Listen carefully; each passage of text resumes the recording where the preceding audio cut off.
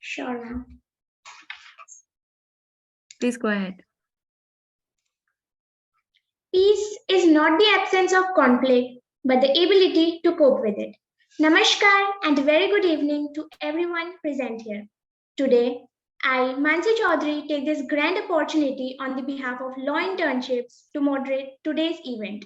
Firstly, I would like to welcome the team of LawInternships. LawInternships is an online law school and recognized startup by Startup India and Government of India, which shall extensively provide educational services. LawInternships provides opportunities in the field of law to the students pursuing undergraduate or postgraduate programs, such as internships, certificate courses, training programs, publication services, etc. Sorry, sir. Checked. Please proceed, Mansi. Sure, ma'am. The objective is to provide a credible platform for the law students to fulfill educational requirements by imparting practical exposure and relevant skills. In the past 2 years, 1.5 lakh members, including law students, law firms, law universities, have joined us from Pan India through social media handles and services. Thank you for joining us. Now, I would like to welcome Mr. Param Bhamra sir, the founding partner of Mediate Guru, an international forum having its reach in over 100 countries. Mr. Bhamra has over 9 published books ranging from criminal law, human rights, ADR as well in IPR, and dozens of publications in various national and international journals. He is also the chief patron at ADR Broadcast, a newsletter by Mediate Guru. Thank you so much, Mansi. That's enough. Let's not bore people. Okay. Should I? Yes, sir. So we are so glad to have you with us. And I request you to kindly inspire us with your gracious words. Thank you so much, Mansi, for the beautiful introduction. And I would like to start by expressing my gratitude to Ms. Riddhi Jindal, CEO at LawInternships, for giving me the opportunity to be here and address the participants. I'd like to start by also expressing my gratitude to Dr. Ashu Dhiman. She's my mentor. She's the one who helped me start Mediate Guru. And regarding Mediate Guru, we have to say is that I started Mediate Guru with the vision of making ADR more available to law students or young practitioners in general. The problem we faced in our early life, I once had a word with the justice of High Court of Delhi. I don't recall his name, but he taught in a seminar that whenever we face a problem in the world, we don't always need to criticize it or say that there is just a problem. What we need to do is to have a solution to it, and that will help the public at large and as well the person solving it as well. So during lockdown, we saw many problems like pendency of cases. There were huge number of cases coming in, and there were not enough mechanism to resolve those issues. And so we started, working towards mediation and making mediation more mainstream. The problem which still exists in mediation is that not many law professionals, not many lawyers opt for it, because if people go for mediation, it will hamper their legal fees. They won't be able to make enough money, which is true to some extent.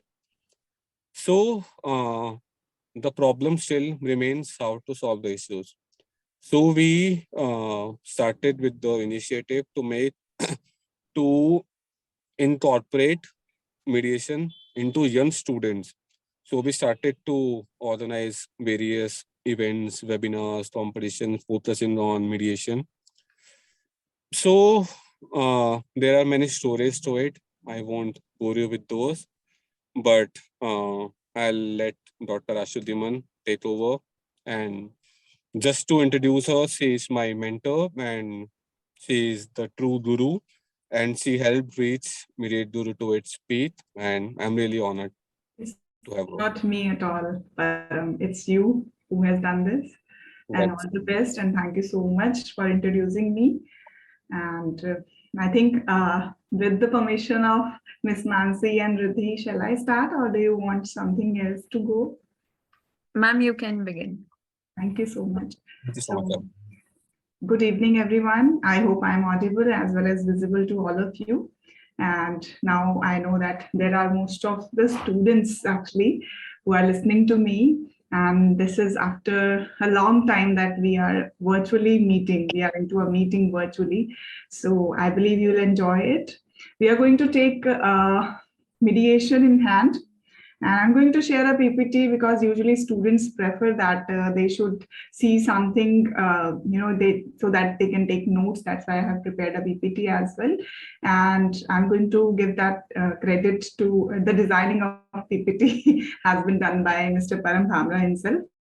And most of the things, whenever we talk about mediation, we never forget Mediation Training Manual of India. So I have referred Mediation Training Manual of India to make you understand what exactly how the process is and what are the strategies which are required to be used.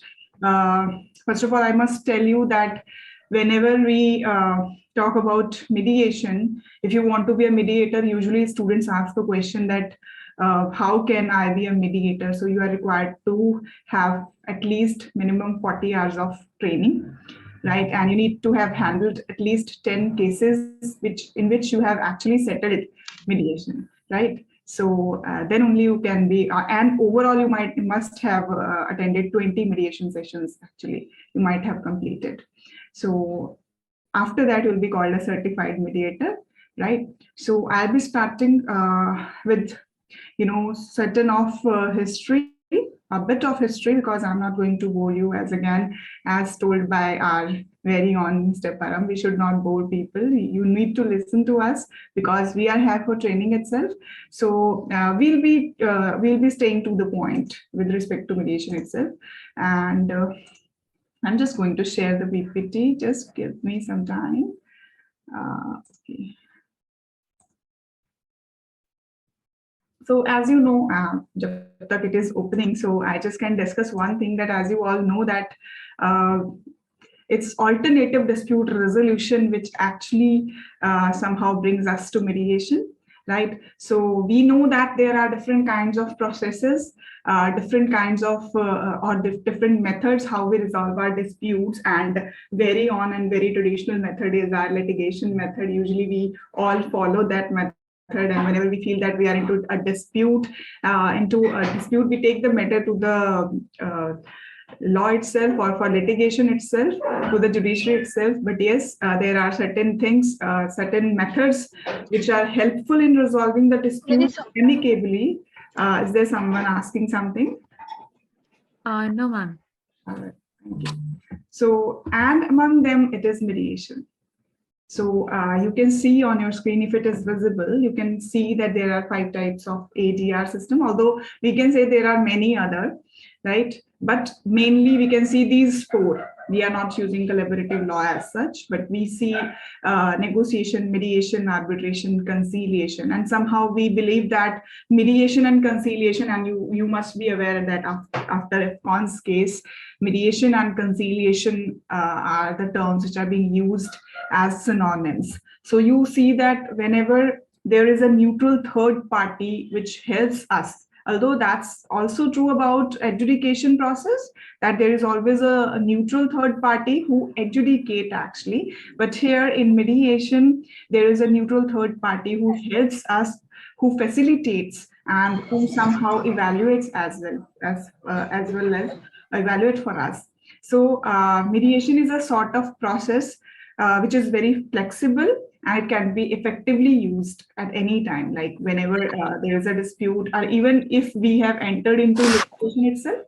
whenever we have entered into litigation itself, as you must be aware that as per section 89, if court believes, 89 of CPC, if court believes that the matter is required to be sent to mediation or any of the ADR methods, then court may send or refer that method to for mediation as well, right? So I think this point is absolutely clear to you all. So whenever we talk about dispute resolution, so we find that there are two kinds of methods in front of us, that usually there is a neutral third party who gets it resolved, but you are required to see it from my eyes, that what happens whenever we are into a dispute. Apart from the slide in front of you, I would like to tell you a very interesting thing to understand how disputes are being resolved. At first place, if I say it is being resolved unilaterally, if you see, there is a difference of point of view, let's say.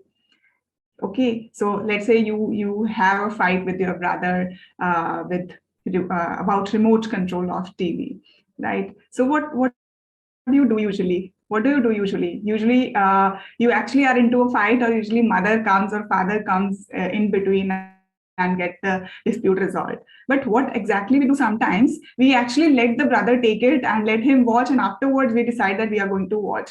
So that means we have actually unilaterally resolved the dispute.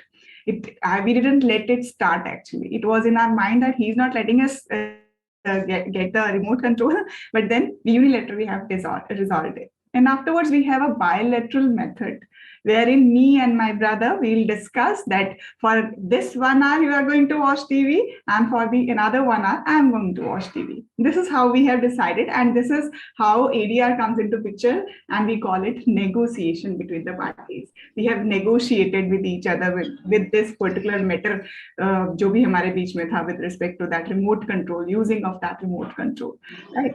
And then comes their third neutral party, when our mothers actually enters, because we are into dispute, we are unable to negotiate. That is why there is a neutral third party which is required to get it resolved. Usually mothers get it resolved through mediation. They let us negotiate as well, and they resolve it through mediation as well. And fathers come as adjudicators. They'll tell you who is going to use the remote, isn't it? So we see that how the dispute is being resolved on, it is just a minor example of understanding that how it is being resolved. So you see, you have found that we can resolve it unilaterally, we can resolve it bilaterally, right? And we can resolve it with the assistance of third party, as well as with the, when the third party is going to decide for us, right, through a third neutral party. So if you see the slide clearly, I think I need to put it down. Yeah.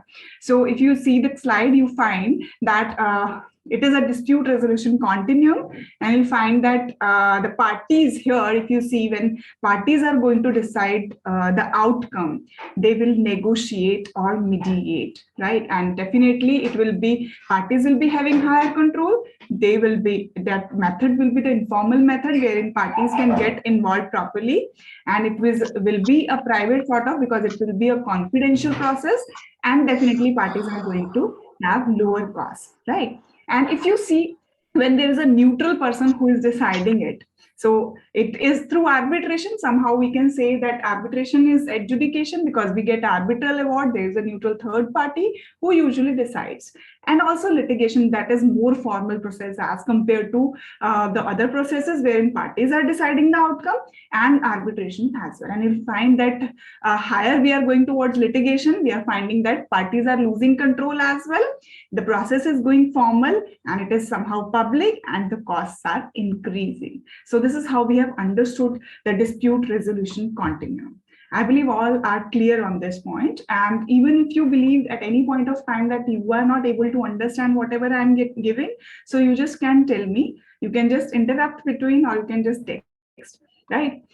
So coming to the history, as I'll not be taking much time on history, and I have divided into 3 parts to understand. And we all are Indian discussing this point here, and we are talking about Indian history of mediation, and we are the witnesses of not actual witnesses, but yes, we have read the stories and we have seen the stories on TVs, and we have seen that pre-Vedic era, we have found that Lord Krishna was getting the disputes resolved between Kaurava and Pandavas. And if I divide it into 3 parts, we see that if even we were having in Vedic era, we were having Bhadranayak Upanishad, right? And in that, through Shreni, Kula, etc., there were various bodies which were resolving the disputes between the parties. And if we see the medieval era, we'll find that it was the invasion of Mughals, and they were also having certain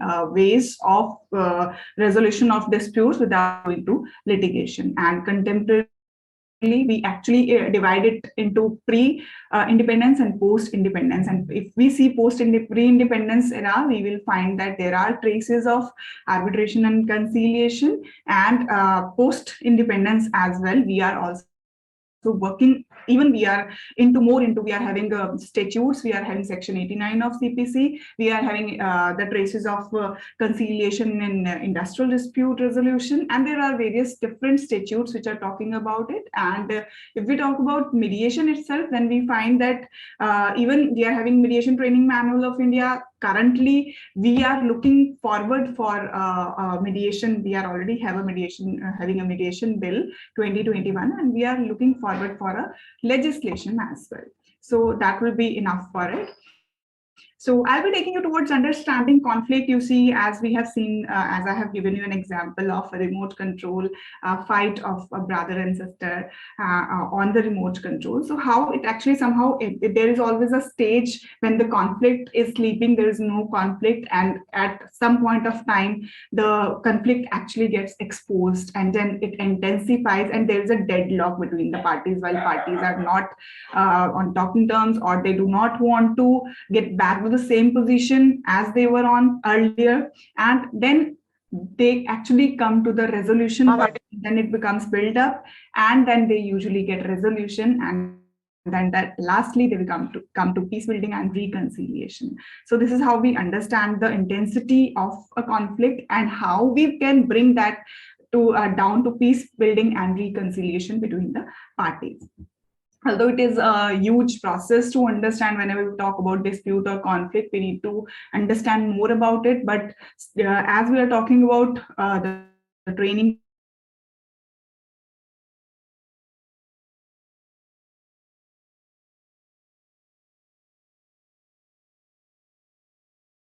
involved in which is helping two parties into dispute to resolve their disputes, right? So Max Lucado has rightly said that conflict is inevitable, but combat is optional. So mediation, as you all know that mediation is a dynamic process, in which the mediator assists the parties to negotiate a settlement for resolving their disputes, right? So usually we are having 4 stages, 4 steps wherein we take up mediation. So talking about the stages, definitely usually we have an opening statement at first place, and then we have a joint session with the parties. And usually within the joint session or after the joint session, we may have certain caucuses. So you must be aware about caucuses. They are separate sessions wherein both the parties cannot be staying together in the room, but one party is required to leave the room in order to so that the mediator can get more information on it. I'll be discussing more about it, and later on it is closing statement time, wherein everything has been done, and we may or may not be reaching on the agreement with respect to that mediation or that dispute, right? So establishing control over the process, you are required to establish neutrality and to gain the confidence as well with the parties. The parties are going to trust you. They are going to share more information with you, and definitely it will take you to actually the end, and that is settlement that is required. So you are required to establish the neutrality and tell them that how important it is that you are unbiased for them. And if we talk about the seating arrangement, usually it has not been discussed anywhere that what should be the seating arrangement. So as I have told you, it has not been discussed anywhere. The parties are not told that how they are going to sit, and mediators are not as such trained to make the parties sit. Like they can sit anywhere, but there are certain arrangements which should be made that the mediator can have the eye-to-eye contact with all the parties, and he can facilitate the effective communication between the parties, right? And then each of the parties and their councils, the parties are being represented because this is how we can actually differentiate, or we can compare this method with the adjudication method, that we are actually being represented by the councils in the litigation method. And when we talk about mediation, they are with us to support, but we are required to be present. Usually what happens in a litigation method, that parties may not or may not present, and they are being represented by a council. But in mediation, the parties are required to be there, and all the persons are required to feel at ease and safe and comfortable as well. So if we talk about introduction, and that is very important part, whenever a mediator is going to introduce himself or herself.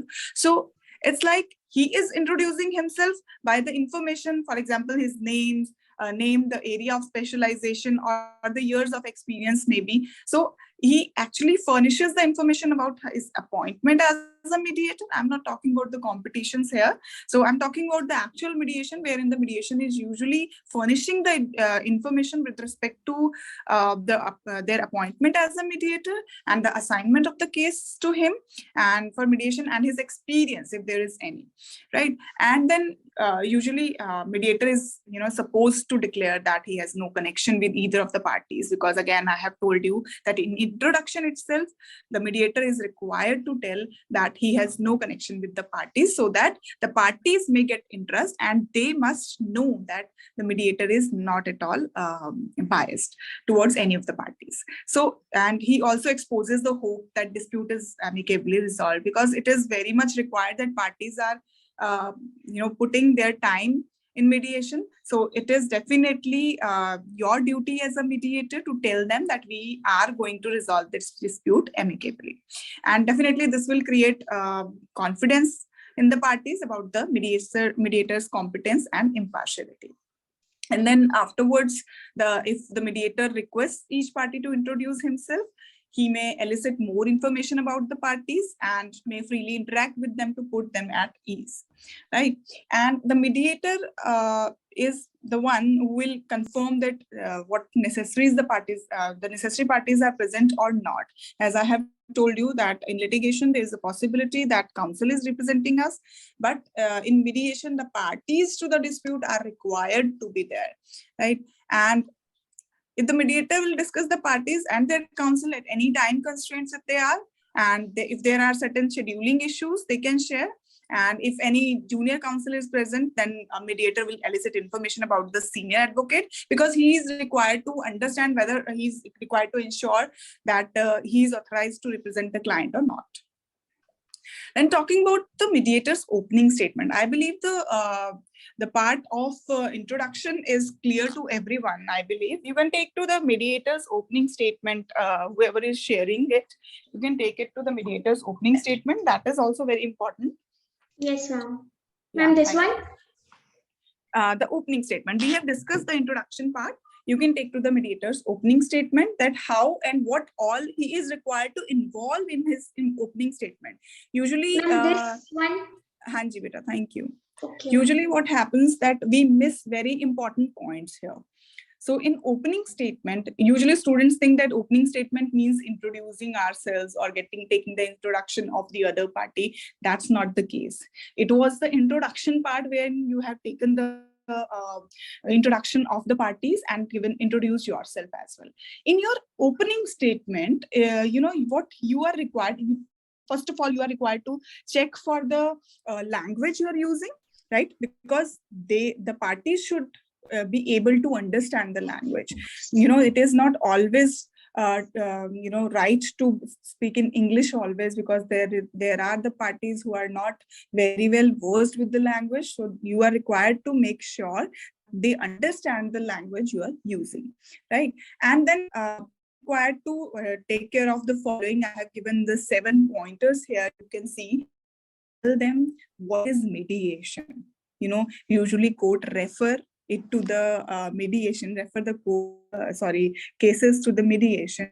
And sometimes parties are not aware. They believe that court has ordered, required to do something, and they are not even aware of the fact that what mediation. So you are required, this is your duty as a mediator, you are required to tell that what is the concept and how is the process going on, how it is so confidential, how even the court is not know whatever you are going to talk in this room.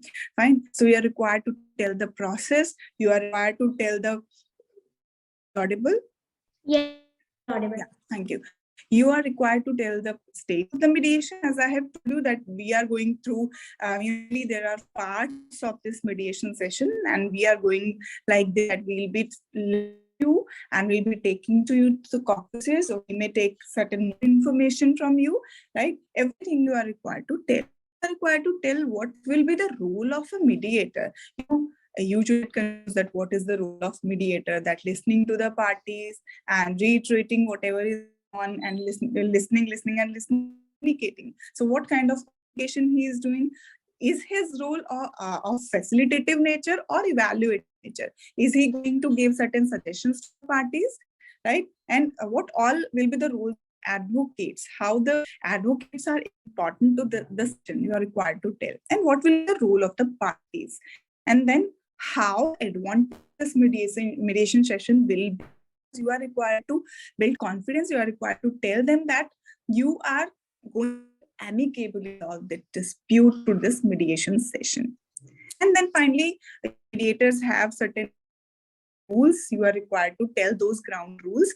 And ground rules, making ground rules actually depends upon you, that what kind of rules do you to tell the parties. You may please change this so that they can just check what important points they are required to check for. There are points that you are required to tell them that it is a voluntary process, it is self-determinative and non-adjudicated, it is confidential in nature. You are required to tell them all these things. It is good participation, it is time-bound. You are required to cover all these things. And in the end, you are required to tell them that if we are coming to a settlement through this mediation session, that will be final. So you are required to tell them that it is party-centric, it is neutral, impartial, and how important what is of the separate session and how they are needed. Right? You can please change the slide. So, these are the rules which you may include, and they are not hard and fast rules to include, and is always upon the mediator. Usually there are certain rules like in high usually there are certain rules which are established, but if you are into practice, you can just apply the rules or just tell them that these are the ground rules of mediation in our mediation session. So you just tell them that ordinarily the parties or counsel may address the mediator. Usually what happens that parties actually get into a fight, start talking to each other. So usually mediator control. So you are required to tell them you are always going to address the mediator. While one person is speaking, the other must refrain from interrupt. And you always use polite language, respectful language. There must be mutual respect for each other. And there is a possibility that you just tell them to switch off their phones. This is up to you as a mediator, what kind of atmosphere you want to build at that point of time. And you must create opportunity so that parties can present their. This is very much important in mediation. And then finally, the mediator shall confirm that the parties have understood the mediation process, and they shall give them an opportunity to get their doubts, if any, clarified. Please switch the slide. Now, the point that is we are going towards stage 2. I believe stage 1 is clear to everyone that we are required to make 2 solid things. That is the introduction part, wherein we are going to introduce ourselves. We are going to tell them that how important this mediation session is. We are definitely going to give a good opening statement where going to involve everything from the beginning, that what is the concept of mediation, telling what is the concept of mediation and how important this process is and how they are going to resolve their dispute amicably through this mediation session, right? So you are required to tell them importance, certain ground rules, so that you can build an atmosphere so that parties listen to you, they take this session